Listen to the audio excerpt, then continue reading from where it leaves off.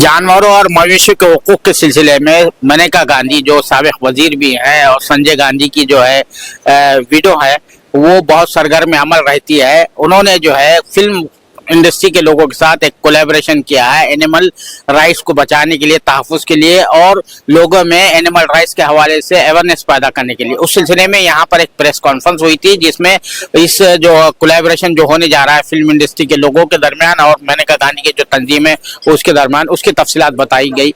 आइए सबसे पहले मेनका गांधी से बात करते हैं, वो क्या कह रही हैं। We need to spread awareness.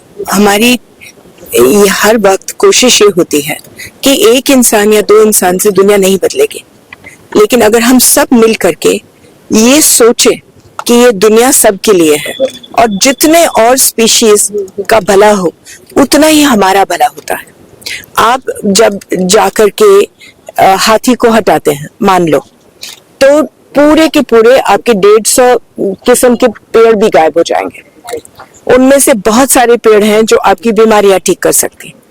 अगर केरला मान लो जंगली सुअरों को मारे, जैसे अब मारे हैं, जंगली सुअर एक अकेला स्पीशीज है जो जंगल को बचाता है। जैसे ही आप उसको सब मारेंगे तो केरला के जंगल 3 साल के अंदर अंदर खत्म हो जाएंगे, फिर फ्लड होगा, फिर लोग कहाँ जाएंगे। उसी तरीके से आप अब सूरत में करीबन 25 साल पहले सारे कुत्तों को मार दिया गया था, सारे 2 हफ्ते के अंदर अंदर। आपको याद होगा कि जब सारे कुत्ते मर गए तो चूहे बाहर निकले, और जब चूहे बाहर निकले तो पूरे देश में प्लेग का डर फैल गया, क्योंकि 4-5 लोगों को प्लेग हुआ चूहों की काटने से। तो हम एक प्रजाति को हटाते हैं, दूसरा हमारे लिए तकलीफ बनता है, तो क्यों नहीं सबकी रक्षा करें। तो बैलेंस बनाना चाहती है। बैलेंस बनाना चाहती है। अच्छा, ये जो और मैं अकेले नहीं, आप सब लोग, अब आपको समझ आता है। अब पहले ये जो कोलैबोरेशन किया है, ये कोलैबोरेशन एक बहुत उम्दा कोलैबोरेशन है और मैं धन्यवाद देती हूँ हमारे फिरदौसुल हसन साहब जिन्होंने ये कोलैबोरेशन माना और आगे ले गए हैं। ये फिल्म फेडरेशन ऑफ इंडिया देश का सबसे बड़ा फिल्म फेडरेशन है और ये ऑस्कर्स भी देते हैं, फिल्म फेस्टिवल्स भी करते हैं और बहुत प्रसिद्ध फेडरेशन है। इनके साथ हम लोग जोड़ करके एक नई एंटिटी फिल्म फेडरेशन ने बनाया है कॉल्ड सिने काइंड। इन्होंने रजिस्टर भी किया है, उनका अपना लोगो है जो आपने आपको कागज में दिया है, और उसमें हर साल एक बहुत बड़ा फंक्शन होगा अलग शहरों में और अवार्ड्स दिए जाएंगे। इस साल हम लोग कलकत्ते से शुरू कर रहे हैं और क्योंकि पहला साल है, ये दिसंबर 20 को है। अगले साल अक्टूबर 4 को होगा। जैसे आज वर्ल्ड काइंडनेस डे है तो अक्टूबर 4 को होगा एनिमल डे है। So we and through this we expect people to film makers and film actors to adopt kindness as a way of life. में आप लोग अवार्ड दे रहे हैं। डेफिनेटली सिने काइंड पहला बार हम लोग शुरू कर रहे हैं, जैसे मैम ने भी बताया कि हर साल हम लोग करेंगे और फिल्म फेडरेशन ऑफ इंडिया और पीपल फॉर एनिमल का साथ एक MOU हुआ है, मेमोरेंडम ऑफ अंडरस्टैंडिंग, जो हम लोग मिल के हर साल करेंगे। तो अभी ये साल हम लोग 10 कैटेगरीज दे रहे हैं, जो कि आप लोगों ने मीडिया प्रेस ब्रीफ में दिया हुआ है। ऑल द 10 कैटेगरीज, उनकी एक जूरी भी बनाए हम लोगों ने, 8 जन का जूरी है और जूरी ने सिलेक्ट किया है जो भी आप लोगों ने पेपर में दिया हुआ है, आप लोग देख लीजिएगा। और नेक्स्ट ईयर से भी सेम प्रोसेस रहेगा और नेक्स्ट ईयर हम लोग इसको ओपन भी कर देंगे, अगर किसी को अप्लाई करना है अवार्ड के लिए वो भी कर देंगे। इस बार जैसे जूरी ढूंढ के निकाला कौन कौन नॉमिनेशन है, वहां से सिलेक्ट किया, तो नेक्स्ट ईयर से हम लोग करेंगे। You can also apply.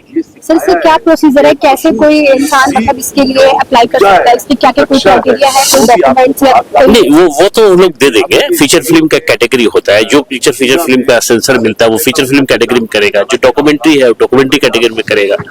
Like this they will give. Award के लिए क्या किस वेबसाइट पे या कोई नंबर वगैरह जो आप बताना चाहिए कोई? वो फिल्म फेडरेशन ऑफ इंडिया का वेबसाइट में रहेगा और डेफिनेटली मीडिया को भी हम लोग ब्रीफ कर देंगे। आप ये जो 10 कैटेगरी है आप बताइए कौन कौन से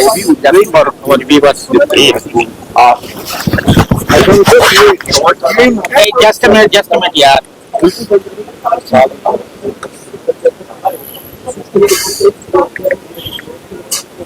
आपको नाम भी चाहिए ना, खाली कैटेगरीज चाहिए? हाँ, कैटेगरी बता दीजिए, नाम बता दीजिए, ज्यादा बेहतर है। अच्छा, तो फर्स्ट कैटेगरी है the kindness in a frame.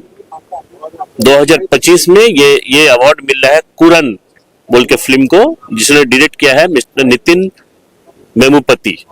Second category है वॉइस फॉर द वॉइसलेस। ये इस बार दिया जा रहा है कुशाग्र दीक्षित, टाइम्स ऑफ इंडिया का। थर्ड कैटेगरी है cinematic impact award for animal welfare. ये दिया जा रहा है Neha Dixit, in search of Kasturi, documentary film है। चार नंबर अवार्ड है इनोवेशन फॉर कंपैशन अवार्ड। ये दिया जा रहा है fish I network production company Pooja Bhatt की है। 5 number category director of change award, एक फिल्म डायरेक्टर को दिया जाएगा जिन्होंने पिक्चर के माध्यम में चेंज लाया है। तो ये अवार्ड दिया जा रहा है Dolly Vyas Ahuja and Aryaman Ramsay for the film the land of Ahimsa. 6 number category visual story teller for animals. ये मिल रहा है doctor Sandhya Shekhar, program director Mongabay India. 7 number है गार्जियंस ऑफ काइंडनेस। ये दिया जा रहा है Ashish Goswami, PFA Wardha. 8 number category है द ह्यूमन इन्फ्लुएंस अवार्ड।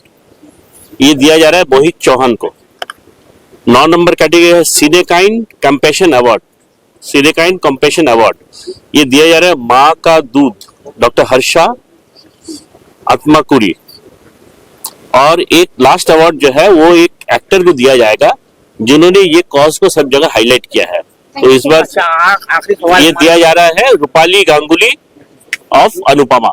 ये जो कोलैबोरेशन कर रहे हैं, तो ये एनिमल राइट्स के लिए इसका क्या इम्पैक्ट पड़ेगा? आप समझते हैं कुछ इसका पॉजिटिव इम्पैक्ट मिलेगा? डेफिनेटली इम्पैक्ट तो पड़ेगा। कोई भी चीज देखिए, कोई भी चीज हम अगर नहीं करेंगे तो हमको पता कैसे चलेगा जिसको क्या होगा। तो डेफिनेटली हम लोग कोशिश कर रहे हैं और हमें विश्वास है एक इम्पैक्ट स्लो होने से भी लाएगा।